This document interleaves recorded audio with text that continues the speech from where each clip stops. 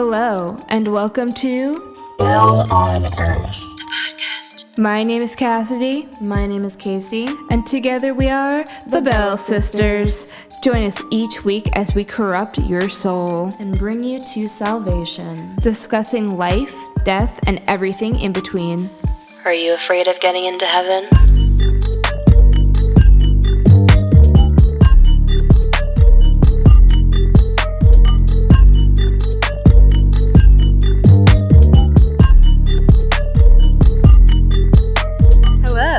Hello, and welcome back to Season 2 of Bell on Earth. Problematic. Be the problem. Call me problematic. Work it out. Just like magic. Be the problem. All right, Call us we can't problematic. we can't sing anymore. Ricky Dillon's gonna come after us. I feel like Snoop Dogg would come after us more than Ricky Dillion. That's true. I don't think Ricky Dillon has the funds to No. sue us. Well, to be fair, like, Snoop Dogg wouldn't care, but, like, his PR team would. True. Yeah, they'll find us. Yeah. But we then didn't sing again, his part. True. This is true. This is true. I feel like Snoop Dogg probably forgets that he's on that song anyway. Snoop Dogg didn't know he was on that song to begin with. He only said Ricky Dillion in it. He had no idea what was going on. No, and the thing is that Ricky Dillon said that too. Yeah, I Yeah. remember that actually. There was a behind the scenes and Ricky Dillon was like, Snoop Dogg had no idea what was going on. Okay, but if you don't know what song we're talking about, go search Problematic by Ricky Dillion and Snoop Dogg, and that is, even though we can't play it, that's our theme song for this season. Yeah, I'll put it in the show notes so So- people can find it, because it's honestly a It's really so good song. It's so fucking good. It's amazing. Speaking of good and amazing, we're back. We're back. You're welcome. Are you excited? I'm excited. I'm excited.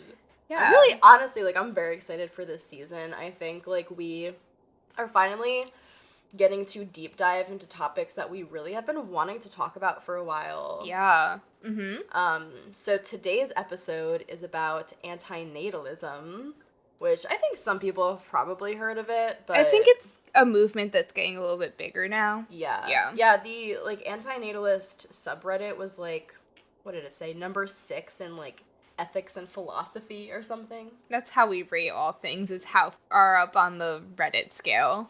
But, like, actually, True. they kind of do. Yeah. It's where society lives. For real. That's how we know. Yeah, it really is number 6 in ethics and philosophy, so... That's crazy. If you haven't heard of antinatalism, would you like to give a brief definition that we have? Sure. Okay. This is the definition that I found, but I think antinatalism, as we'll discuss, can be defined in a lot of different ways. But this is just what I found. Antinatalism is an umbrella term for numerous moral dilemmas associated with procreation, each one of them defining it slightly differently. However, all of them devaluate procreation. The most known is antinatalism, introduced by David Benatar in 1997, whose general idea is that being brought into existence is not a benefit, but always a harm.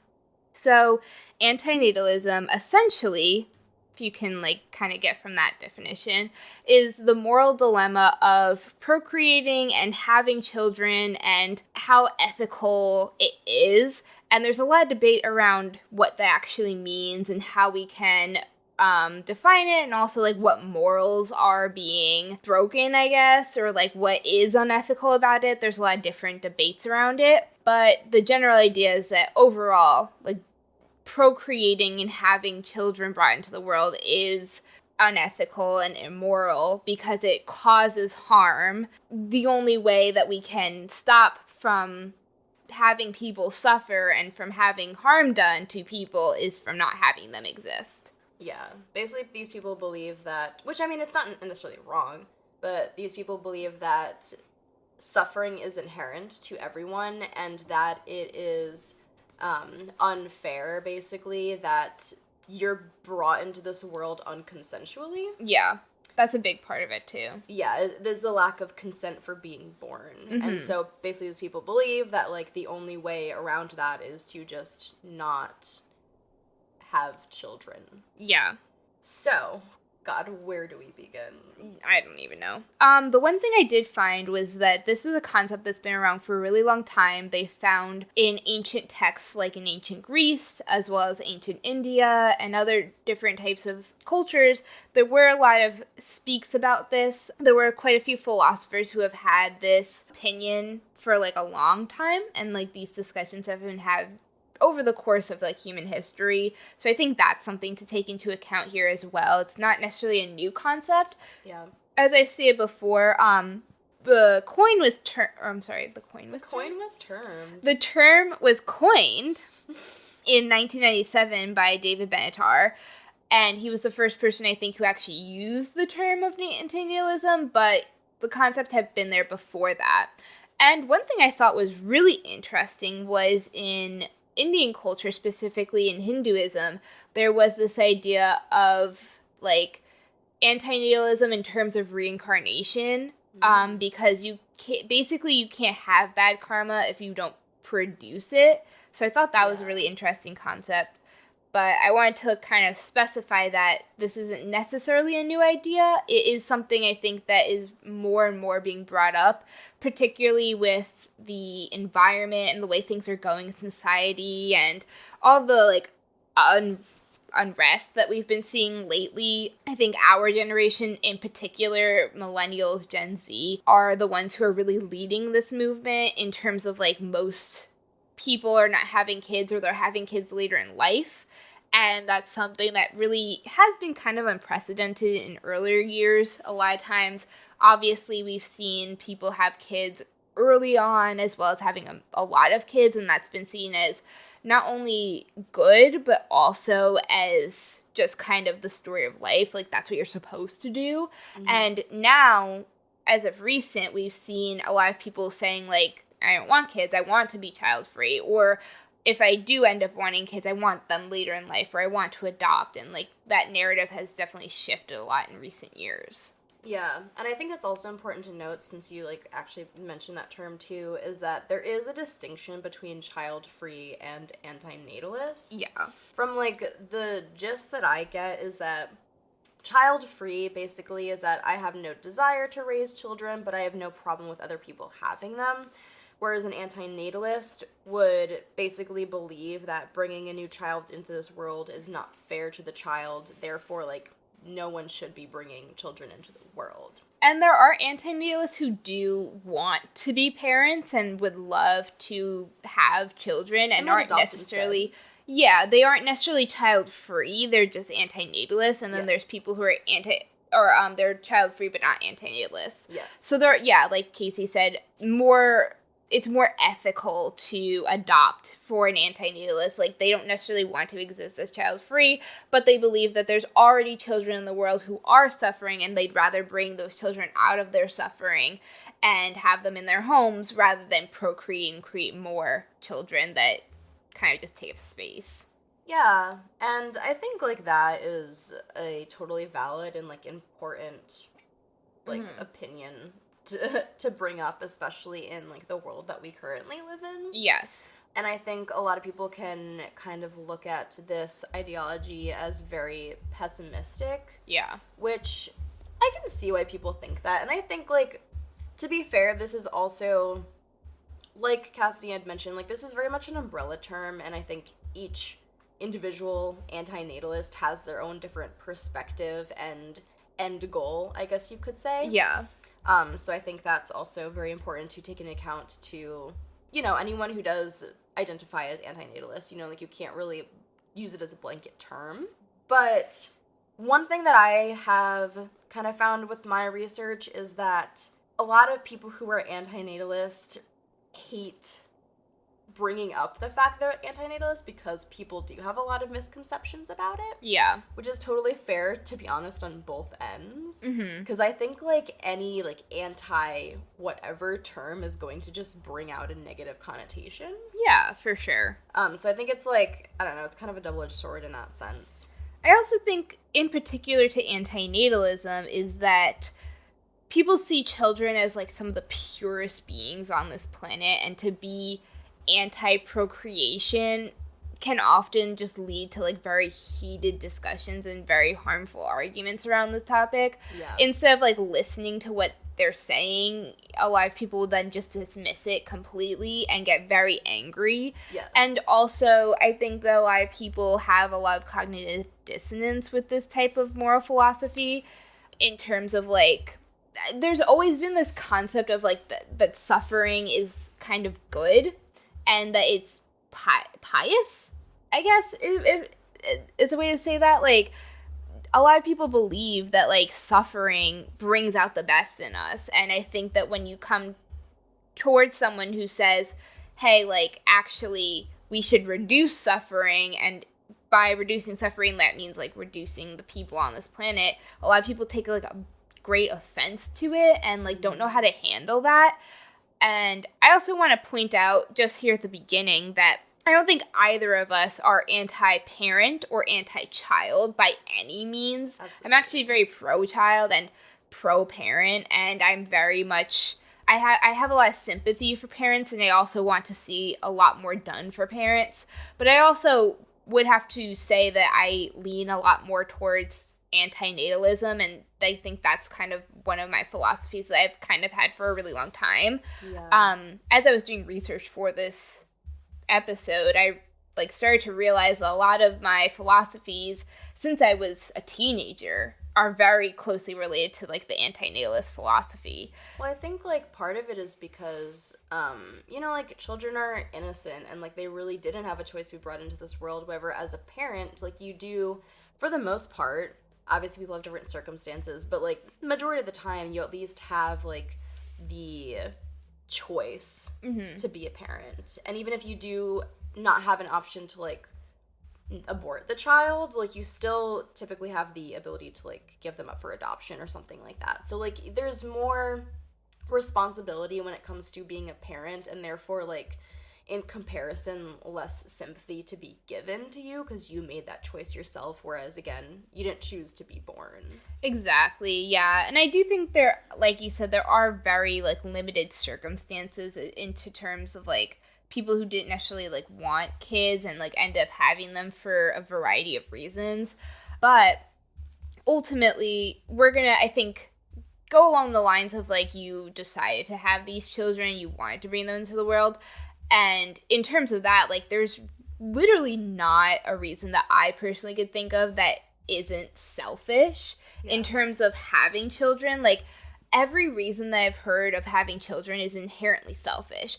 And Even to if you me, mean well, okay, so here's my one, I guess, debate around this, because I think that a lot of times when you hear antinatalists say, like, it's inherently selfish to have children, it instantly is a negative connotation. And to be honest, I don't think that selfishness in and of itself is inherently negative. I think you can be selfish and still, like, that can be a positive thing. Yeah. However, I think it is important to recognize the fact that there literally is no reason to be a parent that isn't selfish.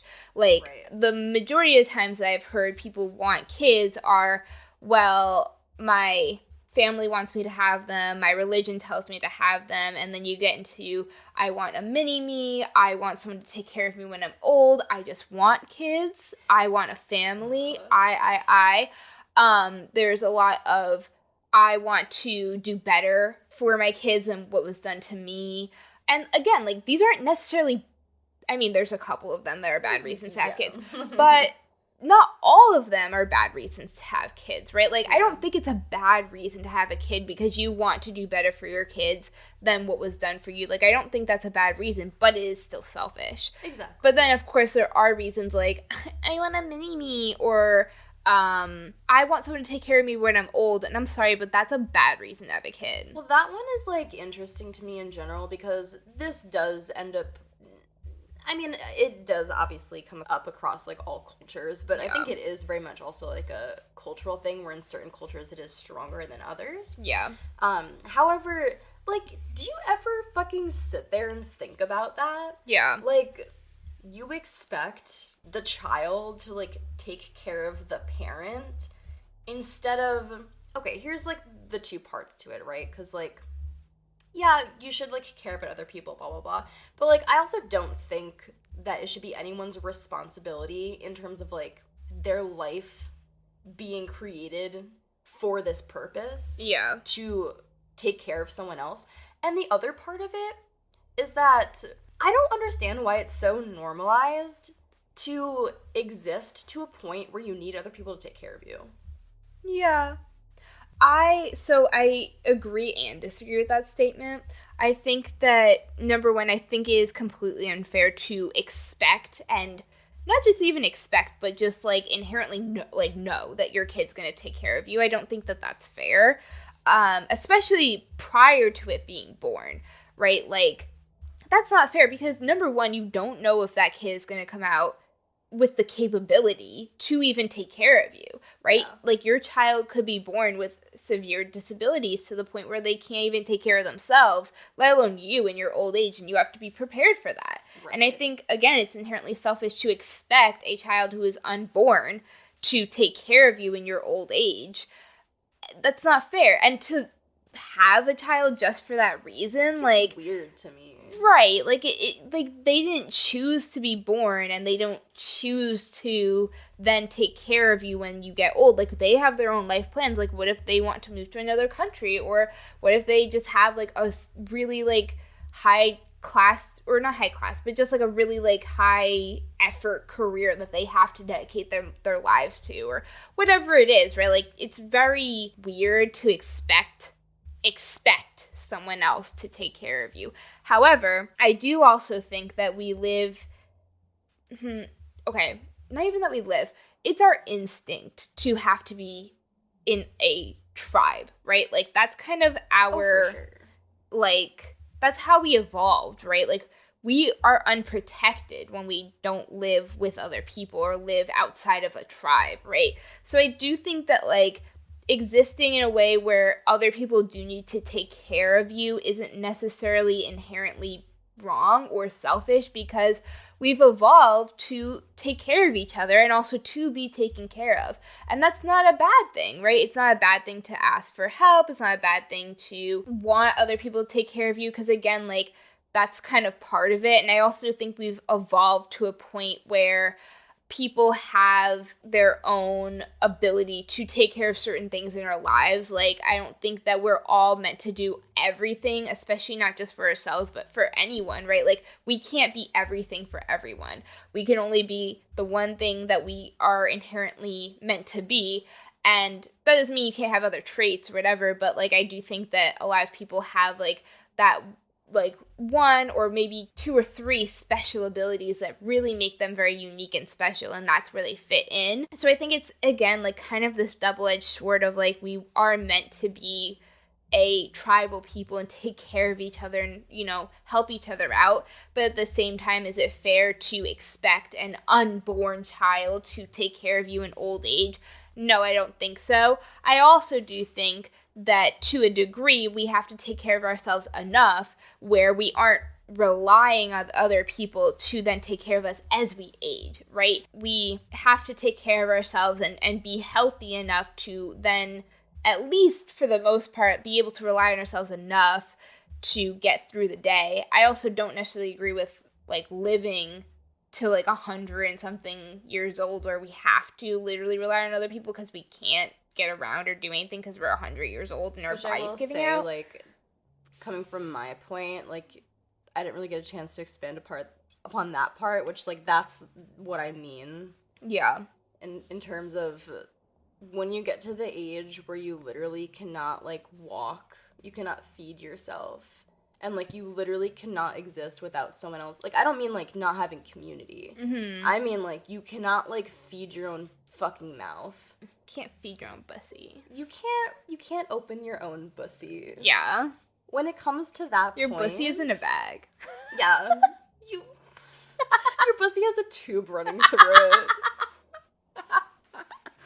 Oh my god. But, like, when we get to that point, like, nursing home status, you know, like, obviously there are people that genuinely just, you know, they don't have, like, family, they don't have whatever, they, like, just need other people who can help them with, like, certain tasks and stuff like that. Like, that's different.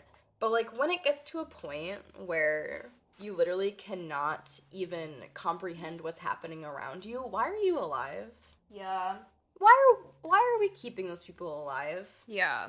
That I don't understand. And I think that, in a sense, is also, which I was listening to. You're elongating suffering. Yes. For other people, just for your own benefit, which is the exact same thing as bringing someone into the world to suffer, right? Like, you're literally, like, there's no reason for someone who is suffering to continue to live, especially at, like, such an extreme age. And I also don't necessarily understand people's desire to live to, like, 103 or whatever. I do think that there are some people who are so incredibly healthy and, like, live to that age and it just kind of happens. But the majority of people who are older, if you talk to people who are older, like, they're not happy. They don't want to continue living. They just kind of are. There's also people who are literally, like, not there enough, right? Like, whether it be dementia or Alzheimer's, or they're literally just at that age where their brain is going, who it's like, at some point, it's, like, more humane to end their suffering. Yeah. And, again, like, I don't think that either of us are pro, like, murdering people who don't want to be murdered. Of course. But there are where, some like, that stipulations. gray area comes about with these kind of, like, pro-euthanasia, like, assisted suicide type things with humans. Yeah. Where, you know, like, when does it get abused? Uh-huh. Unfortunately. Yeah. Right, exactly. Like, we don't want it to be abused, but at the same time, like, you should have the option. Like, and of course, like, I do think that it's fair enough to have people seek treatment prior, like, especially if it's, like, terminal, whatever. But, like, at the same time, like, I do think that there should be an option, particularly for people who are terminal or for people who are not able to function anymore and just don't want to do it anymore. Like, I don't know, like, I just think that people should live their own life, and if you're suffering, then, like, you should be allowed to end your suffering. Yeah. And, like, this kind of does tie into antinatalism in some aspects, because, like, I have heard people who are antinatalist talk about just, you know, like, not just, like, children being born, but, like, the ability to control your own consent to not suffer, I guess. Yeah. Mm-hmm. Which does play into the, like, voluntary euthanasia and, like, assisted suicide type things, too. Mm-hmm. Well, those topics often come hand in hand with antinatalism, which I think is another reason that a lot of people are so opposed to it. They don't want to hear about that because for so many people, like, death is so scary, and it's something that we just don't want to talk about. Which is crazy because it happens to everyone. Everyone is going to fucking die. Yeah. So, like, why do we not want to talk about it? I guess, spoiler alert, right? Like, you're gonna die, spoiler person alert. Listening to this podcast. Yeah, hopefully it's not during the podcast. Although it's kind of iconic. If we're the last voices you hear, that's how you know you're going to hell. Literally. Oh my god. They probably play our podcast in hell. They use it as, like, the torture methods. Like, instead of waterboarding. Or you know how, like, what was it? Baby Shark. They used to, like, torture, like, prisoners and stuff and get information out of them. They just play our podcast. They're like, they hear the theme song and they're like, alright, I'll talk. They just hear over and over. That is what they play on repeat. Oh my god. Jesus. We're giving them ideas. I know, right? We're really helping them out. Oh my god. But you're welcome. Oh, seriously. But to kind of backtrack a little bit, going back to the, like, other countries, not other countries, but, like, other cultures and, like, our culture normalizing having children to take care of the elderly.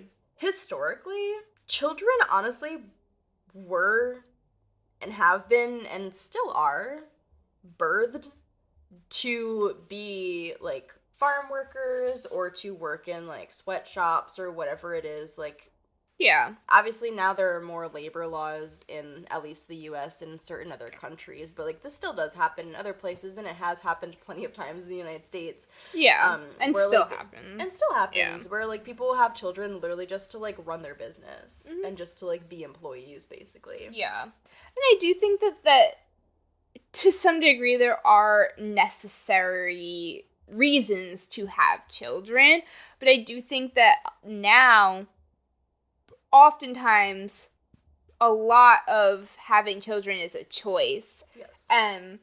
If you have a choice to have a child, then it kind of becomes this whole thing of like, well, you literally cannot protect your child from suffering.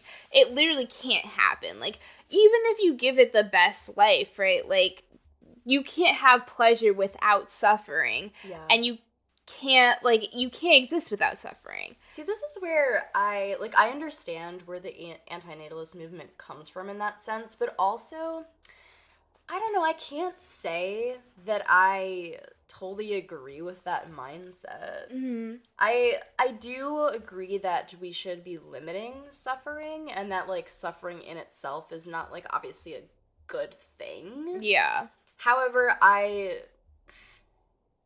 don't know, I do think that there can be some, like, beauty in duality. Mm-hmm.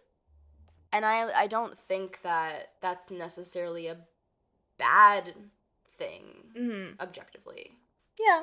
I think that's completely fair because, like, personally for me, like, there's been times where I've felt, like, literally the most pain that I've ever felt in my entire life, and at the same time have felt incredibly grateful and lucky. I feel like I've talked about this before, but incredibly grateful and lucky to be able to feel such deep emotions. Yes. It creates the depth. It allows Yeah. you to understand the depth. And I think, like, feeling in itself is a really beautiful experience that we're able to have, regardless of what side of the spectrum or whatever you want to consider it as that, like, it falls on. Yes, I completely agree with that. Where I think I agree with antinatalism more is that there are, like, some pretty, like, deep and dark horrors to being a part of the human race that you literally cannot protect your children from, even if they don't necessarily experience it firsthand. They will experience it secondhand or at some point. And I think that is something that is kind of valid to protect them from, because it's not really, like, fair, especially if you aren't consenting to being alive. It's not really fair to expose someone to that when they literally don't have to be. Yeah. But I think, again, like, I agree with, if you're already alive and on this planet, like, suffering can bring beauty. It can also bring a lot of insight. It can bring a lot of gratitude, like we were saying, but I also don't think that it's inherent for survival, nor do I think it's inherent for transformation, I guess, or for maturity. I do think that overall as a culture, particularly in religions, I've been listening recently to a audiobook about Judaism, but I think this exists in a lot of different religions. There is this kind of idea that suffering is inherently good because it allows you to be more pious, it allows you to be closer to God, and, like, the more that you suffer, the more that you are a worthy servant of God, because God is always testing you, and, like, the more you can endure, basically, the better soldier you are. Well, that is where religion loves to idealize suffering, but I see it as, like you're saying, it makes you the better soldier. It, like, if you suffer, then typically you're, like, easier to manipulate. Well, and also, too, I think that in terms of religions, a lot of times when it comes to idealizing suffering, most of the time they're doing that so that they can then bring more suffering and you just endure it. Yeah. Like, I guess that's what you're saying is, like, manipulation, stuff like that. Even if it's, like, not them putting that suffering on you, you still endure it because you still believe, well, this is just God testing me or whatever. Reeling back into antinatalism, like, do I think that in terms of that, when you don't exist, right? Do I think that putting suffering on a being that doesn't even exist yet is necessarily moral or ethical? Not really, because they don't exist yet to even experience beauty, let alone suffering, or like whatever else. They don't experience happiness, they don't experience sadness, they don't experience anything because they don't exist. Yeah. And so is it fair to say like that for that being, right, for lack of a better term, that suffering is an inherent thing that you would just experience, right? Like, do I think that's fair to put on something that doesn't even exist yet? Not really, because like you can prevent them from experiencing anything. Yeah. Right? And is it worth feeling pleasure and feeling happiness and feeling gratitude if they just don't have to experience anything? Like, is it even worth it? You know what I mean? I think that's where like antinatalists come from, is that while there are some good things that you can experience, and there's a lot of good that you can experience, right? There's a lot of great things you can experience. There's a lot of amazing things that you can experience. But at the same time, is it worth having those horrible, dark, scary moments in your life and having that suffering? Well, like, that's the trade-off that you have to have. You might as well just not have any of it, you know, because you don't exist and you wouldn't know either way. Well, that's the interesting thing, and that's why, like, this philosophy is so fascinating to me, because a lot of people that have that argument of, like, okay, well, like, would you rather just humans go extinct? And, like, I mean, I can't say it's a bad thing. Yeah. Am I saying that that's what I want? No. Yeah. But am I saying that, like, to have that happen would necessarily be bad for the world? I can't say no to that either. Yeah, it's kind of one of those things where it's like there really is no answer. Yeah. Because you can kind of make a point either way. Yeah. I do want to point out that there are antinatalists kind of on both sides of that spectrum, where there are some antinatalists who really want to push this idea and really do want the extinction of humans and actually all sentient life. And then there's other people who really don't push that at all. And then there's kind of people in the middle who are, again, kind of like questionable, where they're like, well, I don't really care if that happens, but I don't really care the other way either. Like, that's not really my point. Yeah, there are people who have it as more of just like a personal philosophy, and then there are people who see it as like the world needs to follow this. Yeah.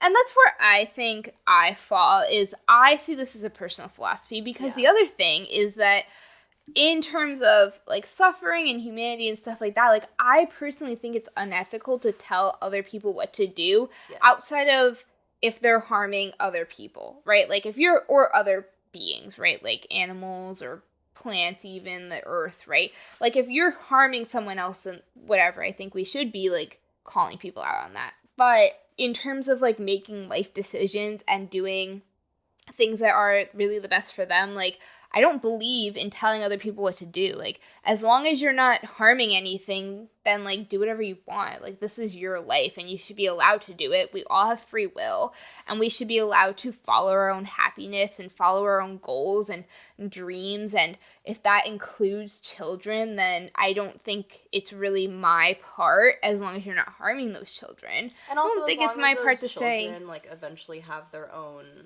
ability to like live their own life that they want to live. Exactly. And I think that's where like I have like such mixed feelings about it, because there are some really horrible parents.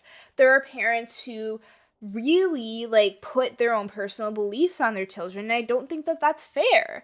Like, children should be allowed to exist. I have like a lot of views around children, to be quite honest. I don't think that we should be lying to children at all. I don't believe in telling lies about sex. I don't believe in telling Santa Claus? I don't believe in telling lies about Santa Claus. I don't think that that's a good thing for children. What about when we had the elf connector? Oh my god. Stop. But like, that caused suffering. Yeah, I was very traumatized when I thought that Buddy Jim. It was Jimmy, I think. I don't Was it remember. Jimmy? I think we should clarify here. There was this little, I guess, prank sort of that our neighbor pulled on us. Well, okay, so he said that one Christmas he was sleeping in the living room and Santa and this elf came down the chimney, and he had woken up and he had like met this elf basically, And the elf told him that, like, every morning a different object will glow. That is the elf connector. And he also said that he gave him hot chocolate. Oh, did he? I don't remember that part. That was kind of him. Yeah. He was nice to him. That's why he was going to give him an object. Oh, that makes sense. Yeah. I mean, if someone gave me hot chocolate, I would also keep in touch. I feel like it depends, like, if they used milk. Well, like, first of all, oat almond milk.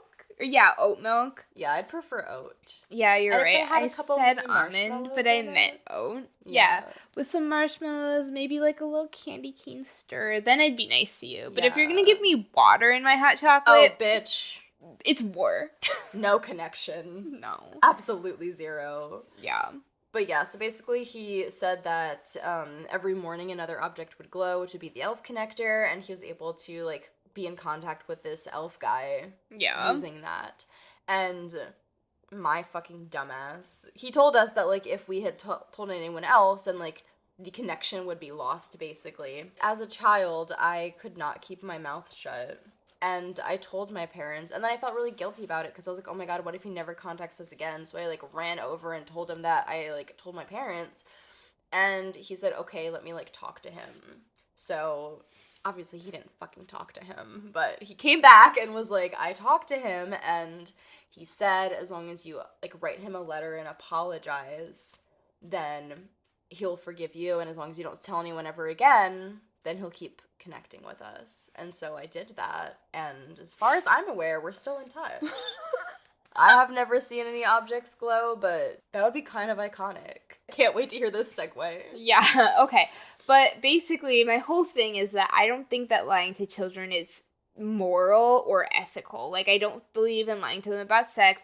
Obviously, I do believe in, like, keeping it age appropriate, because I don't think that it's necessarily, like, I don't think we need to be showing, like, 5-year-olds, like, porn or anything like that. But I do think that it is fair to, like, teach children at an age-appropriate pace, like, the way of the world. Like, I don't think we should be lying to them. Sex, like, also just on the topic of that, like, sex doesn't, I know it sounds weird, but sex doesn't have to be sexualized. Yeah. No, I agree with that. Because I think there's, like, procreation. If you go to a zoo and animals are mating, like, what are you gonna fucking do? Are you gonna, like, call the zookeeper and be like, this is inappropriate for my child? No, that's what nature is. That's how nature goes. And, like, humans are not any different. And I think that's, like, a totally proper and totally fine way to be explaining procreation to children. Yeah. Like, why, how do they think they're here? They're gonna ask those kind of questions. That's what children do. Yeah. And they're curious about it, and I think that's perfectly fine. I also you don't have to think teach them about kinks. Yeah. But it's also, like, literally, if you think about it, like, every single child's movie has, like, some princess and some prince kissing. Yeah. Or, like, they have all these things in it, so, like, why are you lying to them about stuff like that? And also, why are you, like, I mean, this goes into a lot of different things, but you're normalizing these, like, types of relationships when it's, like,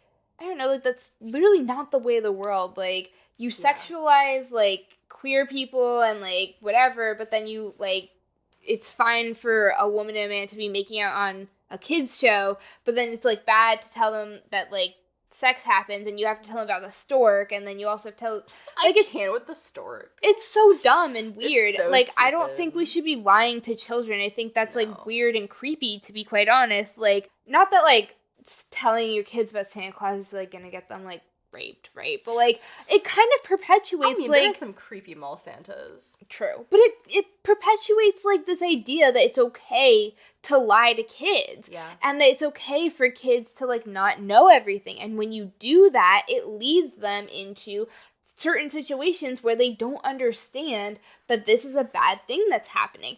Yeah. And it's honestly the same thing. Like, why are we telling kids that they should have to sit on some weird man's lap? Or that they should hug their grandparents when they don't want to do that, or that they should, you know, like, do certain things. And of course, there are times where I totally do understand, like, lying to kids in terms of, like, something that's, like, to keep them safe, or you're just having a bad day and you don't want to deal with it. But when it comes to, like, real world things, like, like sex, or, like, I don't know, just certain things, like, I just don't think it's necessarily fair to lie to children. If you're telling them that, like, I don't know, the kitchen's gonna explode if they, like, turn the knobs on the the stove. Like, I totally get that because it's, like, at the end of the day, like, safety. yeah, you're trying to get them to just, like, stop touching the stove. That's also, like, more of an exaggeration versus a lie. Yeah, exactly. And, like, I totally get stuff like that. It's more about stuff where it's, like, you don't have to lie to them and you end up lying to them for no reason. Yeah, stuff like Santa Claus and, like, the Easter Bunny and the Tooth Fairy are all, like, such weird concepts to me. Like, yeah. I never believed in the Easter Bunny.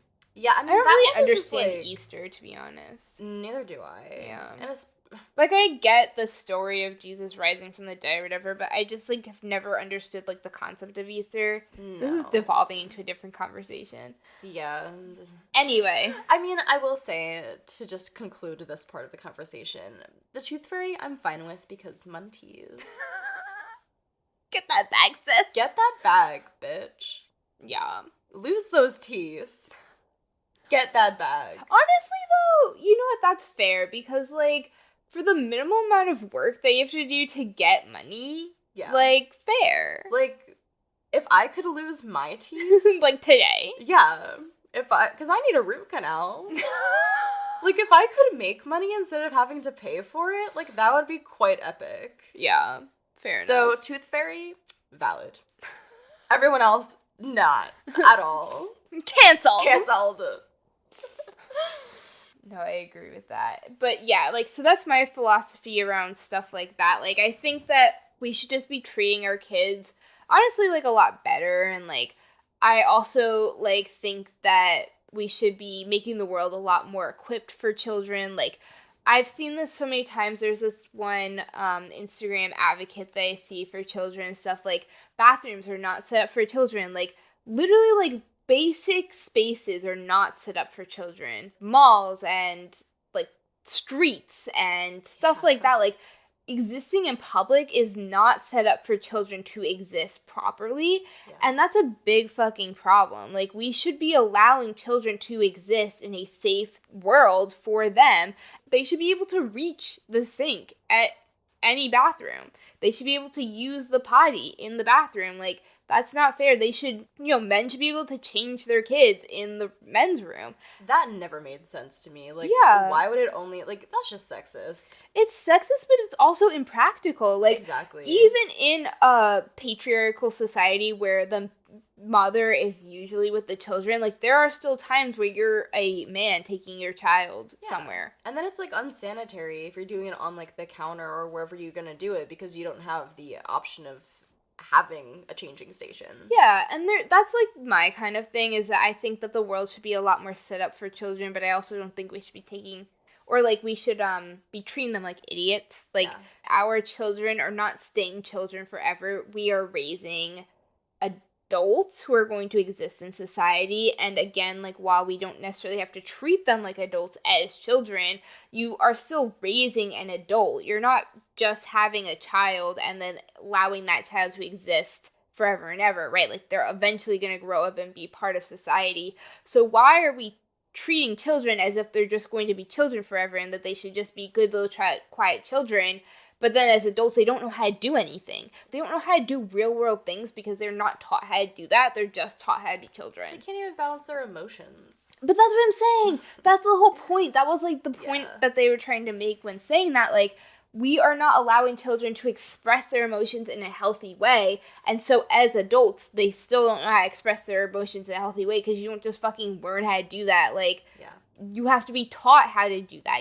It doesn't just happen naturally. You have to literally be taught how to understand your emotions and how to process them in a healthy way.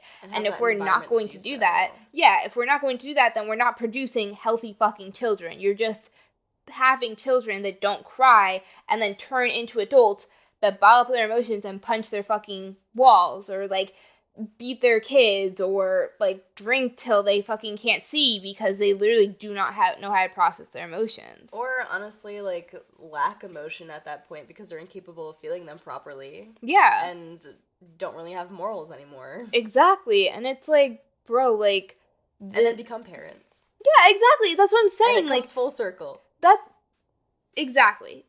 That's exactly my point. And that's also part of why I've personally always been someone with a more antinatalist leaning philosophy, because I don't think that most people are equipped to be parents. Most people aren't equipped to take care of themselves, let alone take care of a living being that then also has to become an adult at some point in time. And that's where the thing where, like, the mini-me's get so fucking annoying, because it's not a fucking mini-me. That is an individual child that exists with its own emotions, own opinions, own lifestyle. Yeah. It's not a mini-me. You do not have a mini-me. It may have features that look like yours, and maybe you do end up sharing certain opinions that do, like, have, like, a certain, or, like, whatever, like, maybe you do have opinions that have, that are similar, right? But for the most part, like, your child is not a miniature you. It is its own person, and it exists as its own being, and you have to respect that if you're going to be a parent. And if you cannot be a parent that respects your child, then you should not be a parent at all, in general. Yeah. Like, that is gross to, like, bring a child into this world for it to be a little fucking side piece that you have that you can show off at parties. That's disgusting, and you're a disgusting person for doing that. Well, that's sorry. Like, personally, not sorry.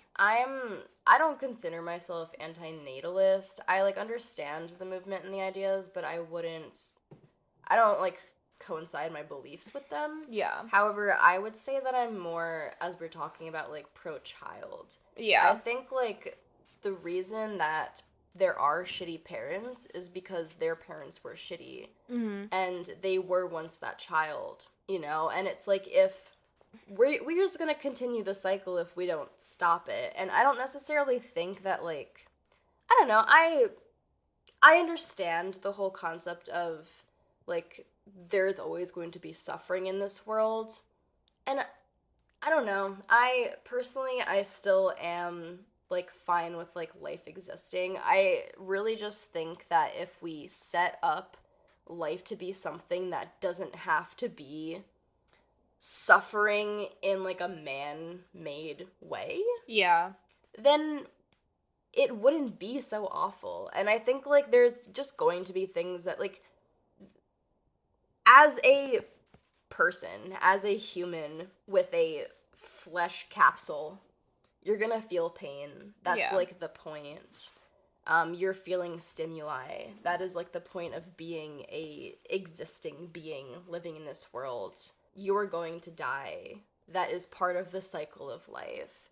And I think that kind of suffering, the natural suffering, is going to exist. And I think, like, honestly, like, personally, that's fine. And I do honestly agree that you should be able to opt out of this world. If you were born into it and, like, genuinely you don't want to fucking be here, I don't think you should have to, like, bleed out. I don't think you should have to shoot yourself in the head. I feel like there should be a humane way to just exit. Yeah. Personally, like, I don't care if that sounds crazy and radical. I think, like, you should have that option. But if you want to stay here, I think then we should provide a world where everyone can feel comfortable and happy, and, like, limit, like I said, the amount of man-made suffering that exists. Yeah. And I think that begins with children. Mm-hmm. And that's why I don't consider myself antinatalist, but I'm pro-child, because it starts with the child, because the child turns into the adult. Mm-hmm. I 100% agree with everything that you're saying, and I think that that's a very, I don't know, just a very smart take on it. Thanks, I know. Big brain energy. Yeah, sure. Giving me a death stare right now.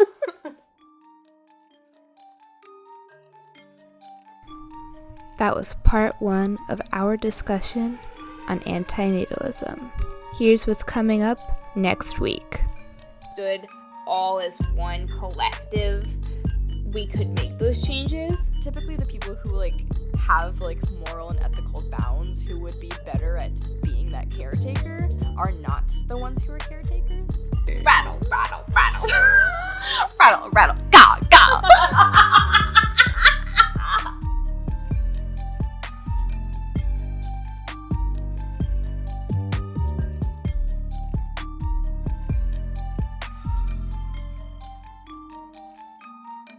Thank you for listening to Bell on Earth, the podcast. We hope that your minds have been expanded and your pussies have been opened. Be sure to rate and follow the show on Spotify, Apple Podcasts, and Amazon Music. This podcast is brought to you by Free Studio Productions. It's hosted and produced by Cassidy and Casey Bell. Big thanks to our executive producer, Doug Benton. Don't forget to follow us on Instagram, TikTok, and Facebook for all of your content needs. See you later, haters.